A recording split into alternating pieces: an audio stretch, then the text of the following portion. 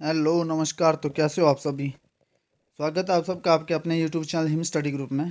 तो आज हम लेके आए आपके सामने idiom and phrases, most important idiom जो फ्रेजेस है वो आपके सामने आज हाजिर है। ठीक है, एक वीडियो पहले अपलोड हो चुकी है ईडियम एंड फ्रेजेस की, उसको भी देख सकते हैं आप, उसमें भी इंपॉर्टेंट ईडियम एंड फ्रेजेस है। ठीक है, और ये नेक्स्ट वीडियो आपकी, और जो भी एचपी पटवारी एग्ज़ाम की तैयारी कर रहे हैं, फॉरेस्ट गार्ड एग्ज़ाम की तैयारी कर रहे हैं, या फिर अपने पुलिस के एग्ज़ाम की, उन सब के लिए सब में आपको पता है कि ईडियम एंड फ्रेजेस तो सब में आते ही हैं। ठीक है, इसका कोई और दूसरा ऑप्शन नहीं है कि नहीं आएंगे, आते ही आते हैं आपके ईडियम एंड फ्रेजेस। तो जो most important idiom and phrases हैं वो हम कवर कर रहे हैं। ठीक है, तो चलिए स्टार्ट करते हैं आज का फर्स्ट क्वेश्चन। तो आज का आपका फर्स्ट ईडियम एंड फ्रेज है, बोलते हैं कि आ बेड ऑफ रोजेज। तो बेड ऑफ रोजेज क्या होता है? फूलों का बेड नहीं। ठीक है, ये आपका ईडियम है कि बेड ऑफ रोजेज, तो वो होता है full of joy and pleasure. ठीक है, मतलब एक ऐसी कंडीशन जहाँ आप पूरी मस्ती में हो। ठीक है, पूरी मस्ती छाई हुई आपके ऊपर, और पूरे अच्छी तरह से, मतलब पूरे आपका संतुष्ट हो पूरी तरह से आप, वो वाली कंडीशन होती है bed of roses full of joy and pleasure. जैसे मानो आप कहीं फंक्शन में गए हो, आप पूरी आनंद के नाच रहे हो, मतलब आप पूरा आनंद ले रहे हो उस चीज़ का, तो और आपको पूरी खुशी है उस चीज़ से, तो उस कंडीशन को बोलते हैं अ बेड ऑफ रोजेज, जहाँ आप पूरी तरह से खुश हो। ठीक है, उसको बोलते हैं bed of roses full of joy and pleasure. Second आपका to come to hand. To come to hand, इसका मतलब ये है कि कोई चीज़ जब आप कोई चीज़ मंगवाते हैं, माना कि आपका ऑनलाइन कोई पार्सल है उसको मंगवाते हैं आप। ठीक है, तो जब आप उसको रिसीव करते हैं तो उसको बोलते हैं टू कम टू हैंड। जब आप आपके पास पहुंच जाता है, आपके हाथ में आ जाता है वो पार्सल। ठीक है, तो उस कंडीशन को बोलते हैं हम क्या? रिसीव। आपको वो चीज़ रिसीव हो गया। ठीक है, तो उसको बोलते हैं टू कम टू हैंड।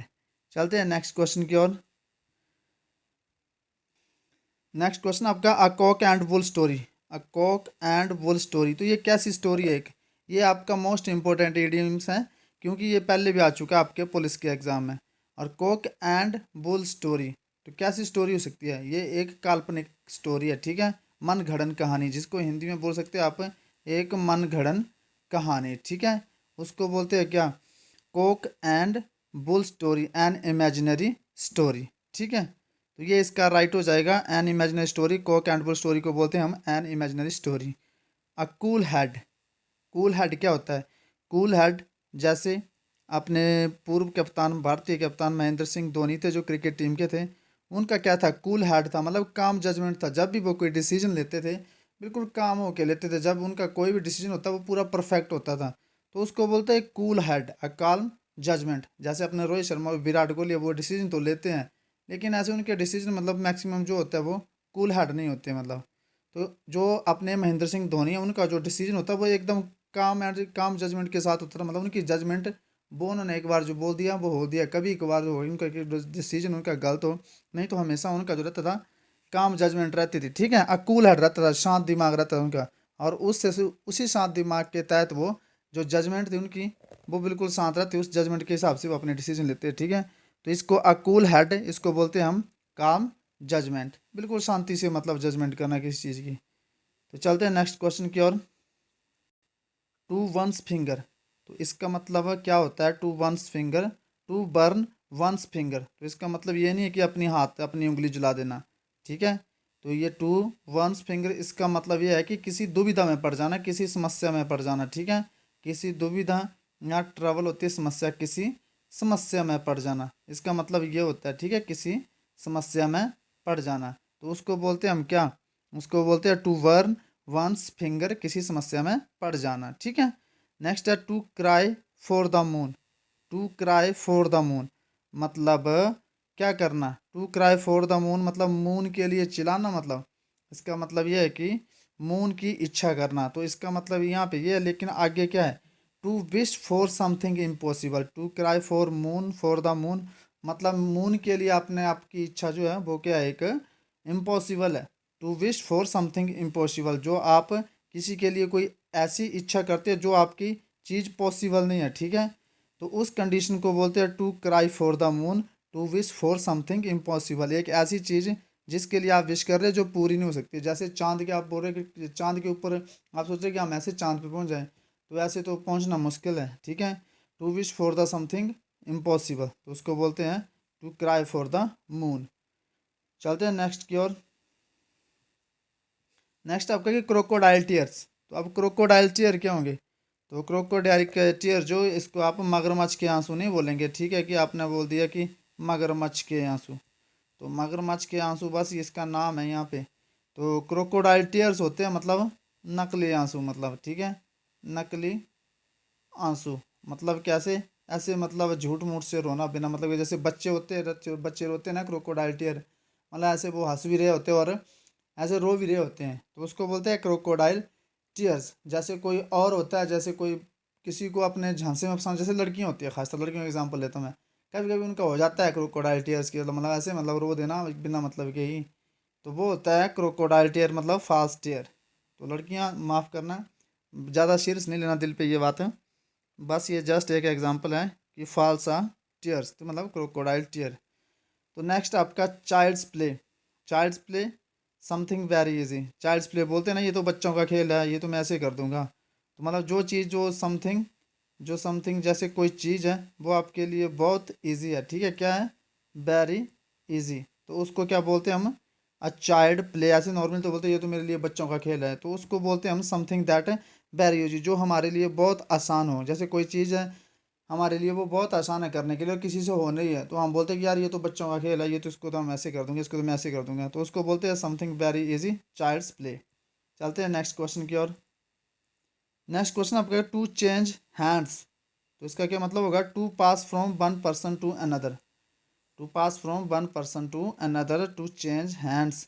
मतलब जैसे कोई पार्सल आया आपका, ठीक है, मान लो कोई पार्सल आया आपका, कहीं पोस्ट ऑफिस में आपका पार्सल आया है, ठीक है, तो आप पोस्ट ऑफिस में गए, तो जो पोस्ट मास्टर होता है वो क्या करता है, जैसे आप गए हो तो वहाँ आपके गाँव के कोई बंदा होगा, उसके हाथ में दे देगा आपका पार्सल, की मतलब ये पार्सल है फलाने बंदे को दे देना आपने, ठीक है। तो टू चेंज हैंड हो गया, मतलब to pass from one person to another, या फिर कुछ और समझ सकते हैं आपको, जो आपको एग्जाम्पल अप्रोप्रिएट लगता है, ठीक है, कि मतलब जैसे पास कर देना कोई चीज़। तो जैसे आप बॉल ही पास कर देते, जैसे अगर फील्डिंग कर रहे हो आप ग्राउंड में, तो बॉल फेंकी आपने दूसरे के पास पास करी, तो उसको बोलेंगे to pass from one person to another, तो उसको बोलते हैं टू चेंज हैंड्स। नेक्स्ट है आपका टू च्यू द कड। टू च्यू द कड, तो इसका क्या मतलब हो सकता है? इसका मतलब है टू थिंक डीपली। किसी चीज़ पे, किसी समस्या पे या किसी बात पे आप थिंक करोगे, कैसे? डीपली। कैसे? डीपली। तो उसको बोलेंगे हम टू च्यू द कड, टू थिंक डीपली, मतलब आपने गहन चिंतन करना किसी बात के ऊपर, उसको बोलेंगे हम टू थिंक डीपली। चलते हैं नेक्स्ट क्वेश्चन की ओर। नेक्स्ट क्वेश्चन आपका a dead letter. A dead letter क्या होता है? अ डेड लेटर होता है ऐसी चीज़ जो अब आपके यूज़ में नहीं है, ठीक है, ऐसी आपके पास कोई चीज़ है जिसका अब कोई यूज़ नहीं है, ठीक है, जिसका अब कोई यूज़ नहीं होगा, उसको क्या बोलेंगे हम? उसको बोलेंगे हम क्या? A dead letter, no longer in use. कोई चीज़ है जो अब आपके यूज़ में नहीं है, उसको बोलते हैं हम नो लॉन्गर इन यूज़, यानी कि अ डेड लेटर, ठीक है। नेक्स्ट है आपका एवरी इंच। एवरी इंच, हर एक इंच, मतलब इस हिंदी का इसका मतलब है, लेकिन इसका मतलब ये होता नहीं है। एवरी इंच का मतलब होता है something that is all of completely, मतलब कुछ ऐसी चीज़ जो कि अब पूरी तरह से क्या है? कंप्लीट है, तो उसको बोलेंगे हम क्या? एवरी इंच, मतलब कंप्लीटली, ठीक है। चलते हैं नेक्स्ट क्वेश्चन की ओर। नेक्स्ट क्वेश्चन आपका आई टू आई। आई टू आई मतलब ये ऐसे कि इसका मतलब ये नहीं है कि अपनी आंख से किसी और की आंख से अपनी आंख मिला देना, ठीक है, मतलब जो आपका होता है नैन मटक्का वगैरह, वैसा वैसा नहीं है इसका मतलब। आई टू आई का मतलब होता है टिट फॉर टैट, मतलब क्या? अदले का बदला, जिससे आप, जिसके साथ आप जैसा करते हो उसी को उसी की भाषा में जवाब देना, उसको बोलते हैं हम क्या?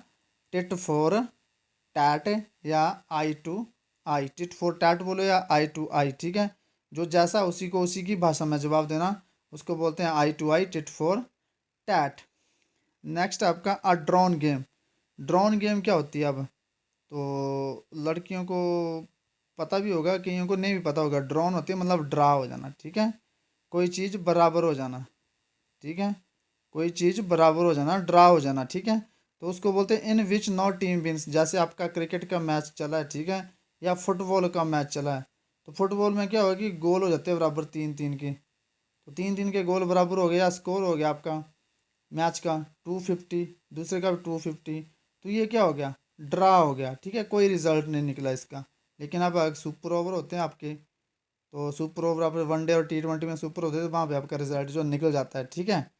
तो मैच में तो अब ड्रा की गुंजाइश कम ही है, टेस्ट मैच उसमें होते हैं ड्रा, और वनडे और टी20 में तो रिजल्ट निकल जाते हैं बाई चांस, रेयरली हो, फिर भी कुछ ऐसा हुआ नहीं अब कि अब ड्रा होने वाली कंडीशन है नहीं वनडे और टी20 में, और टेस्ट में आपका ड्रा हो सकता है, ठीक है।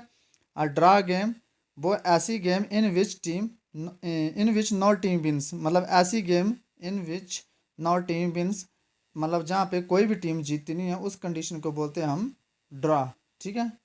चलते हैं नेक्स्ट क्वेश्चन की ओर। नेक्स्ट क्वेश्चन आपका, अ फिश आउट ऑफ वाटर।